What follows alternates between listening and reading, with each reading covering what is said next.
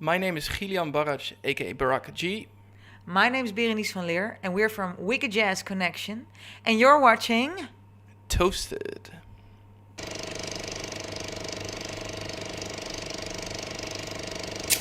Hey, and you sang in a lot of different bands with the jazz sound people as well. You were also famous from singing with the Dutch band Kraak and Smaak, who also toured in the States. You do a lot. Yeah, I'm a busy girl, and I like it. I mean, I live for music, and music is, it's my living, so I want to do everything. And this is a really nice project. Gideon's a friend of mine, and I really love the music, it's really good. And they asked me to do this project again, and I said, yeah, give it a shot.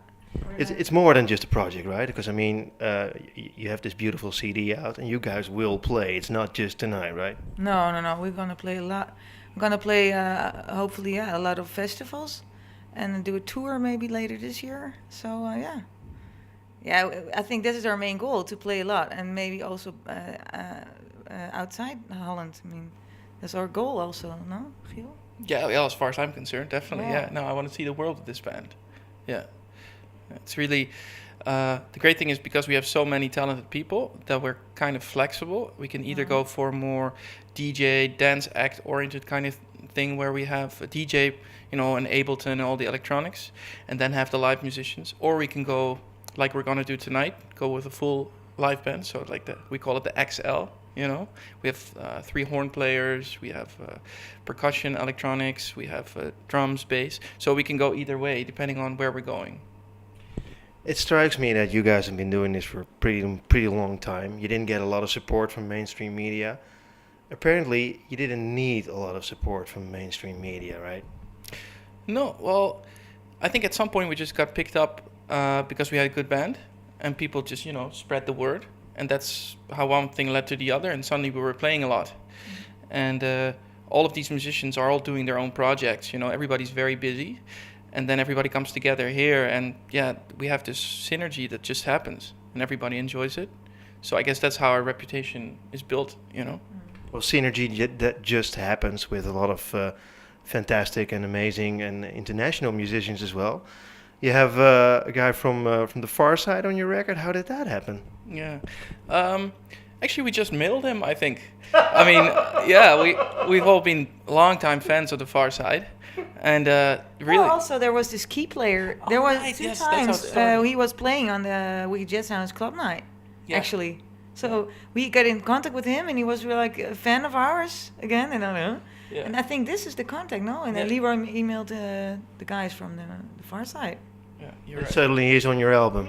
Yeah, that's some like at Club Melkweg, which is just across the street from where we are in Sugar Factory. Many international acts perform, and at some point the Pharcyde performed, and then their musicians came to us for a jam session. So that's how we hit it up. Yeah. Hey, there's also this kind of promo track for Wicked Jazz Sounds. Apparently, I didn't know this. You guys have sort of a radio station as well. Is that true, or is... Yeah.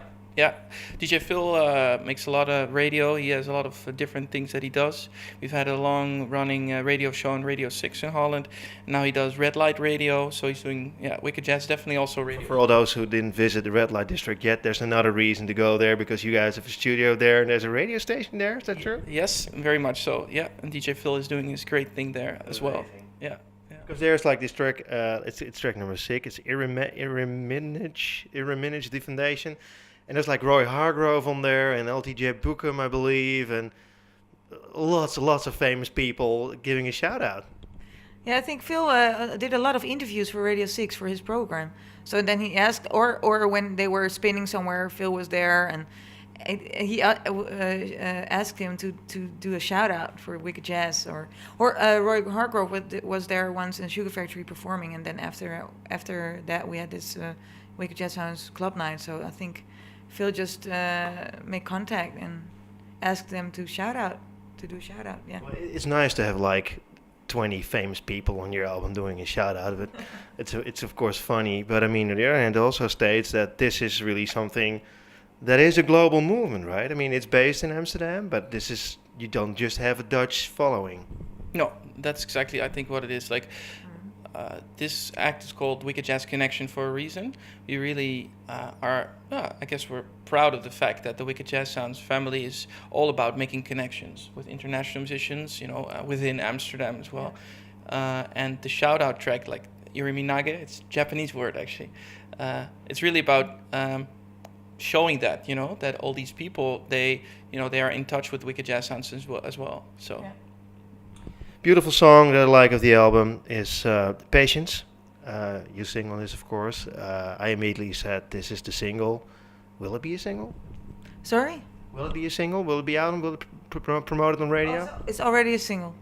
Now it's like 3 weeks now or 2 weeks already, huh? I think so, yeah. We didn't. So it's a lot of time on Sublime and FM and Radio 6. We did it yesterday live on the radio. And yeah, it's with Booty Brown from the Pharcyde. Really nice. It's a beautiful song. As I mentioned, you also sing with Kraak and Smaak. For American listeners and viewers, Kraak and Smaak. You must be a busy girl this summer.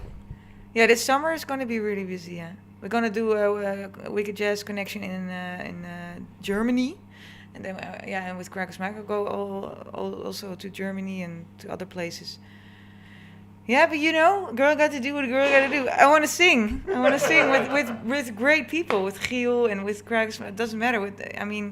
This is really good. This is a really nice band, and Leroy Rij is really fantastic to work with him. And we see what it brings. We want to play. We want to do it.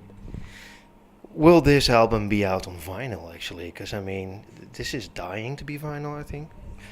Yeah, I was actually talking to Leroy about that yesterday. So this album was produced with 3 guys: Leroy Ray, our DJ, and Norman Capollos, a great guitar player and singer.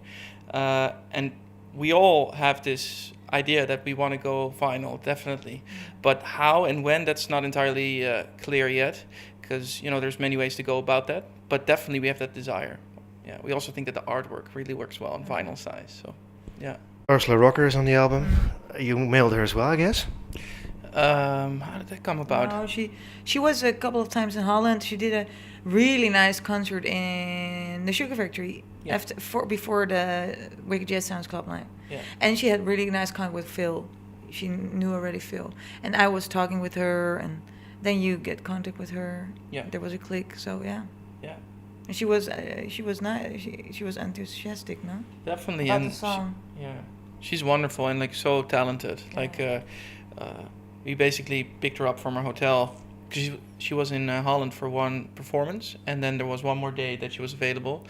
So we picked her up and drove to the studio, and she was writing lyrics on a napkin in the car while getting to the studio. So it was all clear that it was very last minute for her as well, but she just nailed it. We got to the studio and it was a one-taker. So no shit. Yeah. So let me get this straight. She wrote the lyrics while driving to the studio on a napkin. Yeah. And you recorded it in one take. Yeah, and I was just blown away. Yeah, and then we went for dinner, I think, because we were done. Yeah. Do you still have that napkin? I might have it somewhere. Yeah. Yeah. No, that was just one of those magic moments. Yeah. And it's also the music was already there because we had already recorded it with the band, so with the horns and the whole rhythm section, and we had done many things with it over time, and then. Yeah, we just asked Ursula to do something with it, and she did her magic thing with it. That's what it ended up being. Hey, of course, I delved into your both your histories. I've seen you play before. I've seen you play before. I noticed you have this beautiful piano that's totally beat up, where there's no paint on it anymore, but it looks amazing. Right. That's funny that you know that. Yeah. Actually, that's the piano from Paradiso, the place where we are right now. No way. Yeah, it's a legendary instrument in the Amsterdam music scene. It's been the piano here that many artists performed on. It's not official, but I heard that Prince gave a concert on the piano. And then at some point they were looking to get rid of it, and through a friend of mine who works here, I was able to get that piano. No way. Yeah. So now I have that piano in my home. Yeah. What a beautiful thing to have, man. Yeah, it looks completely screwed because it's been really mistreated, on stage. Jimi Hendrix vomited on it, probably. Yeah, I'm sure he did. Yeah, no, but it has this complete rock and roll kind of vibe to it, and I love it. It's a great piano. Where did you get the money to stay in Wisseloord Studios for so long? Because, come on. Yeah, well, we worked in many studios, and we were kind of efficient about it. A lot of work was done in smaller studios, and then sometimes we had the luxury of going to Wisseloord. Yeah, been to beautiful places to record. Yeah.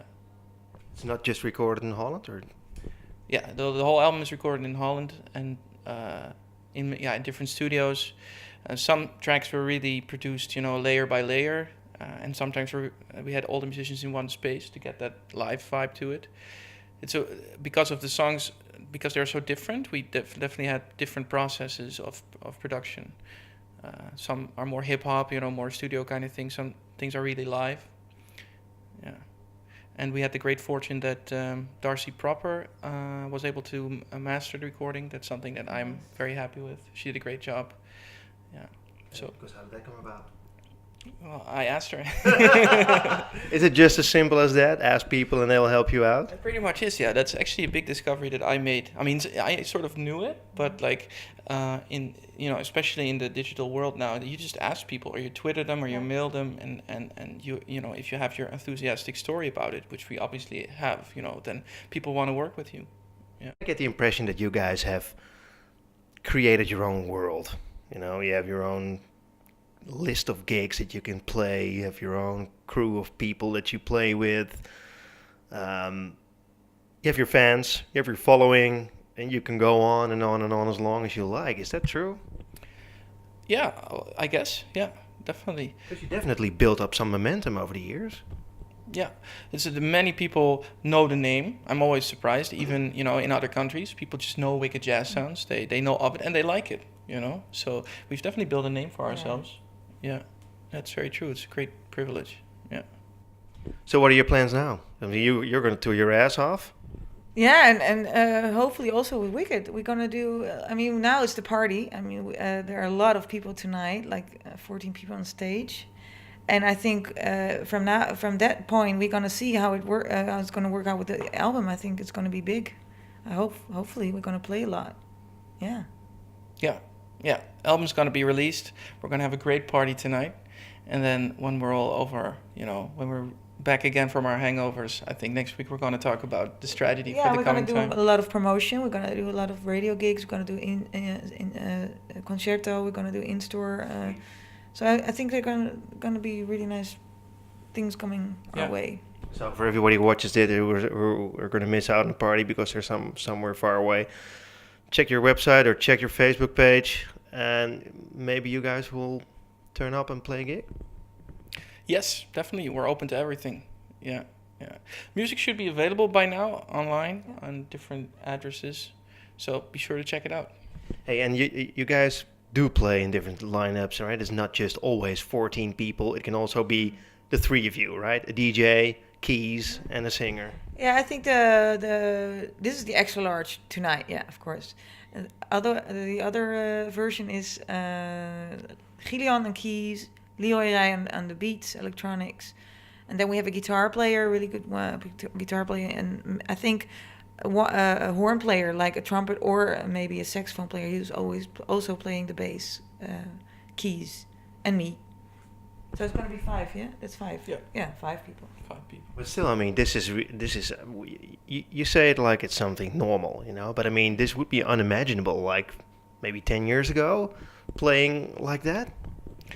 Yeah, it's definitely something of this time. Yeah, that to be so flexible about things. But that's really what we're used to, because in Wicked Jazz Sounds, sometimes you only work with a DJ. Sometimes you have a whole, like almost an orchestra to play with. So we're definitely used to... We're used to that. Yeah. We're used to do the extra large and go smaller and improvise and do whatever on the spot also things, Just use the material as, as the starting point, and then just make music with that. Yeah. So that makes it interesting as well for us as musicians. The more I talk about it, the more I want to play, man. I'll leave you guys to it. Hey, thank you very much, and have a good show tonight. Thank you. Thank you so much. Thank you.